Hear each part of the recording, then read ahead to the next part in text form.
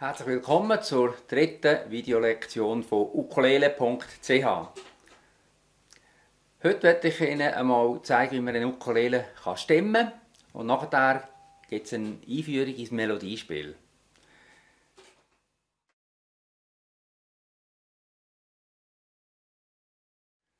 Wenn ich jetzt eine Ukulele das erste Mal in der Hand habe und sie noch nicht gestimmt ist, tönt das vielleicht so da. Das tönt ziemlich falsch.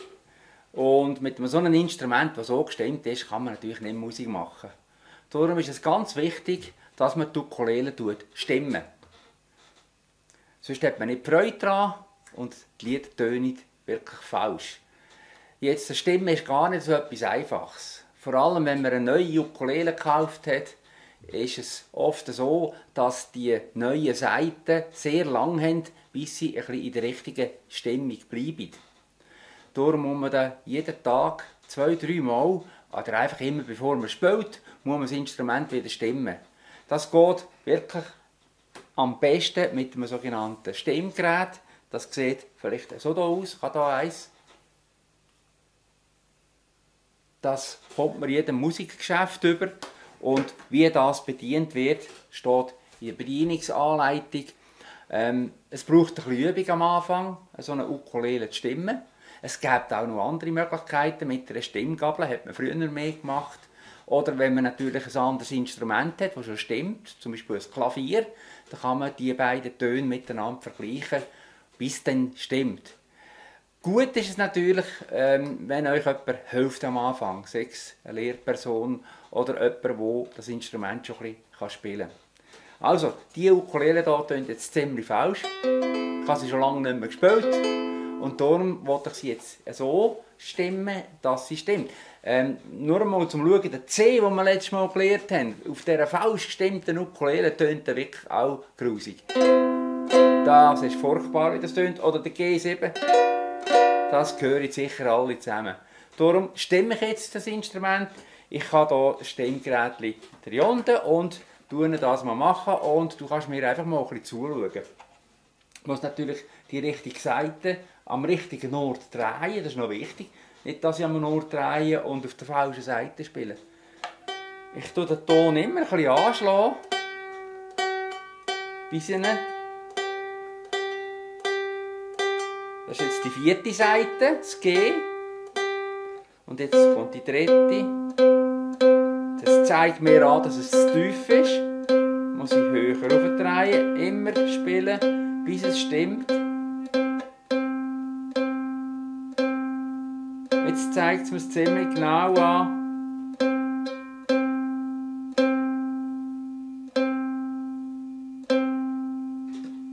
Und jetzt, das sieht dann so aus auf dem Stimmgerät.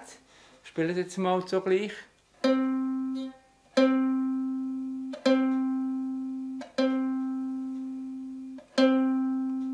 Wenn der Ton stimmt, dann tut es in der Mitte grün anzeigen. Oder die nächste Seite. Die zeigt es mir zu hoch an. Muss ich also ein bisschen runterdrehen. Und immer spielen und drehen zugleich geht am besten.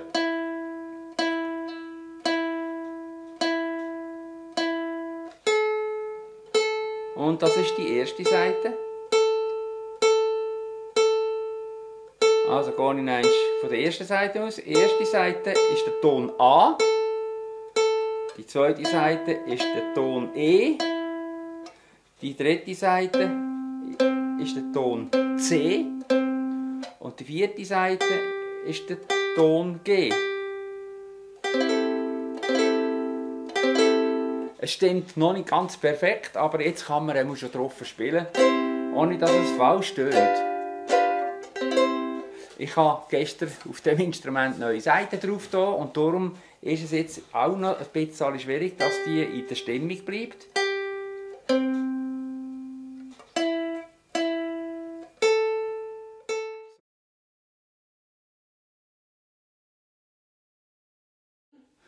Das Melodiespiel, da brauchen wir auch Noten dazu. Das, was am meisten verbreitet ist, ist natürlich die klassische Notation mit 5 Notenlinien, die wir so von der Schule her kennen oder von Musikbüchern. Für die Ukulele eignet sich aber eigentlich besser, vor allem am Anfang, das sogenannte Tabulatursystem. Klassische Notation sieht so aus. Das sind die bekannten Noten. Und das Tabulatursystem sieht etwa so aus. Und bei der Ukulele, in diesem Heft, Ukulele CH, hat es immer beides. Also es hat, oben dran hat es immer die klassische Notation. Da sehen wir ein Beispiel. Und unten ist das Tabulatursystem. Jetzt schauen wir gerade mal das Tabulatursystem mal ein bisschen näher anschauen, was das überhaupt bedeutet. Es hat 4 Linien. Die 4 Linien, das sind nicht eigentlich Notenlinien, sondern das bedeutet eigentlich die 4 Seiten der Ukulele. Das oberste ist die erste Seite, die hier. Das ist die oberste Linie. Das ist die zweite Seite. Das ist die dritte Seite. Und das ist die vierte Seite. Auf dem Tabulatursystem von oben anzählen 1, 2, 3, 4. Aber die Ukulele habe ich natürlich so da. Also eigentlich gerade umgedreht. Die Zahlen drauf bedeuten, in welchem Bund das die Seite muss gedrückt werden. Da haben wir zum Beispiel am Anfang ein 3. Das heisst, man drückt im dritten Bund. Am gescheitsten gerade mit dem dritten Finger, also zum Beispiel der Ton, der jetzt hier abgebildet ist, müssen wir den so drücken. Oder wenn ein 0 steht, nachher tut man die leere Seite spielen. Oder hinten dran im zweiten Takt in diesem Beispiel hat es ein 2 und dann noch ein 2. Das heisst, das ist auf der dritten Seite im zweiten Bund. Da drücke ich am besten gerade mit dem zweiten Finger auch drücken. Meistens nehme ich auch den Finger, der die gleiche Zahl hat. Das geht eigentlich fast immer. Also eigentlich stimme ich die Zahlen immer mit dem Finger und mit dem Bund überein. Bei den Akkorden aber nicht. Bei den Akkorden ist das nicht genau gleich. Aber bei der Melodie. Aber auch hier, wenn man hier auf höheren Lagen spielt, dann stimme ich natürlich das Finger nicht mehr mit dem Bund überein. Der Finger 1 ist dann hier zum Beispiel im 4. Bund, oder der Finger 2 ist dann im 5. Bund, das stimmt dann nicht mehr überein. Aber jetzt einfach für den Anfang, dritten Finger, dritten Bund drücken. Oder leer, wenn ein 0 steht.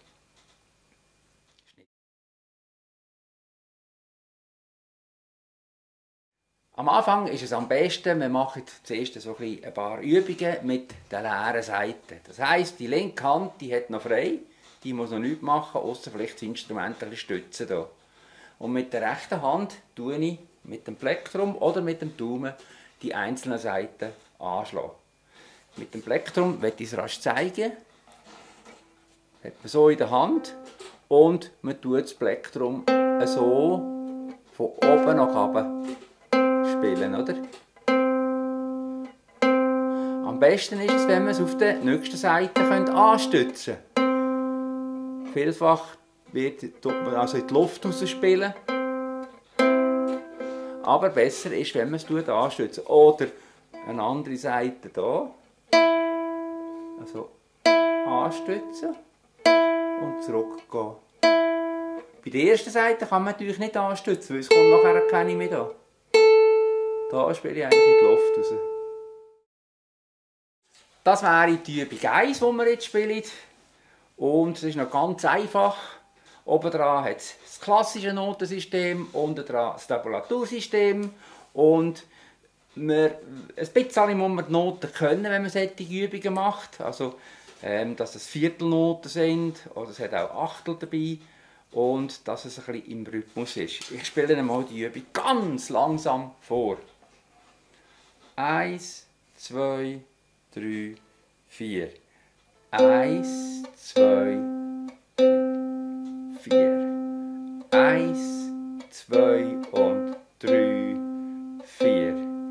1 und 2 und 3, 4. 1, 2, 3 und 4. Vielleicht könntest du noch das Notensystem, wie man es in der Schule gelernt hat, so mit Klatschen und mit dem Taktspruch. Also die Übung würde jetzt der Anfang so tönen: Ta, ta, ta, ta, ta, ta, te, ta, ta, ta, te, ta, te, ta, ta, ta, ta, te, ta. Übung 2 ist dann auf der nächsten Seite, auf der zweiten Seite, auf der da. 1, 2, 3, 4.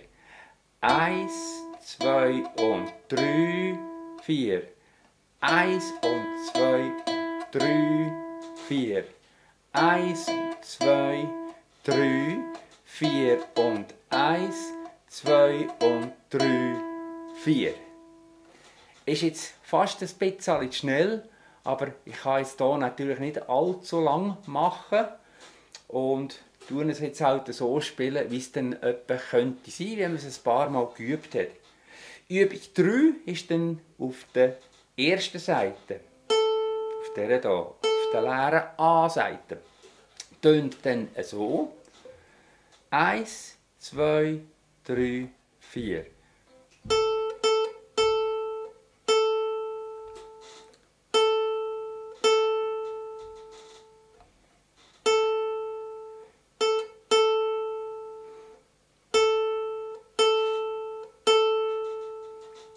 Jetzt hast du vielleicht gemerkt, ich habe nicht gezählt, ich habe auch keinen Taktspruch dazu gemacht. Das ist ein bisschen schwieriger. Es ist schon gut, wenn man für sich leislich dazu zählt oder eben Taktspruch sagt. Ich mache es jetzt mal mit dem Taktspruch. Ta, te, ta, ta, a, ta, ta, a, sa. Ta, a, te, ta, a, ta, ta, ta, a. Am besten tust du das Video zwischen deinen kurz anhalten und die Übungen ein paar Mal durchspielen. Dann geht es am besten. Jetzt kommt die Übung 4. Die ist dann schon ein bisschen schwieriger. Hier spiele ich auf allen Seiten, außer auf einer, nämlich auf der vierten Seite. Die brauche ich nicht für das Melodiespiel. Also, auf der Seite 1 und 2 und 3. Ich spiele es jetzt auch so, wie es dann am Schluss tönen. Du tust es am gescheitsten daheim langsam üben und ein paar Mal spielen. Ich zähle leislich dazu. 1, 2, 3, 4. 1, 2, 3. Jetzt habe ich Fehler gemacht. Fange ich noch einmal an am besten. 1, 2, 3, 4. 1, 2, 3, 4. 1, 2, 3. Pause. 1 und 2, 3, 4. 1, 2 und 3, 4. Jetzt merke ich aber schon, dass die Ukulele wieder nicht mehr gut stimmt. Also Stimmgerät noch einmal kurz einschalten, rasch kontrollieren, nämlich diese Seite hier, die dritte, die ist zu tief. Die ist schon wieder ein bisschen runtergefallen.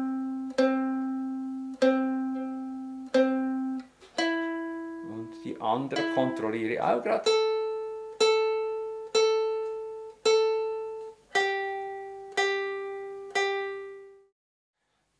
Ich möchte noch etwas erklären, das vielleicht ein bisschen verwirrend ist. Ich habe schon etwa die gesagt, weiter oben und gehe mit der Hand, aber so eigentlich drauf und nicht drauf. Aber es ist gleich, wenn man so fährt, sage ich dem, es geht weiter rauf. Weil der Ton wird dann höher. Also wenn ich hier eine Seite spiele und jetzt raufgehe, dann wird er höher. Je höher rauf ich gehe. Aber eigentlich gehe ich ja herab. Aber ich tue, wenn ich sage weiter oben oder weiter runter, meine ich immer Tonhöhe. Das ist vielleicht noch wichtig, dass man das ein bisschen unterscheiden kann. Übung 5 auf allen Seiten. Das ist jetzt ein anderer Rhythmus, es hat einen anderen Takt auch.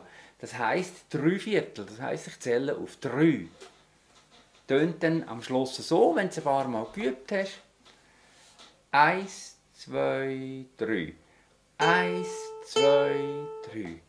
1, 2 und 3. 1, 2 und 3. 1 und 2, 3.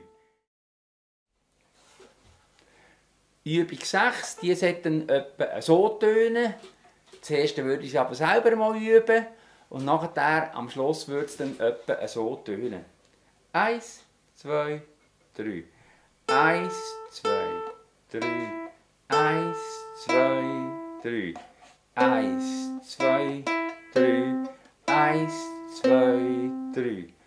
1, 2, 3. 1 und 2, 3.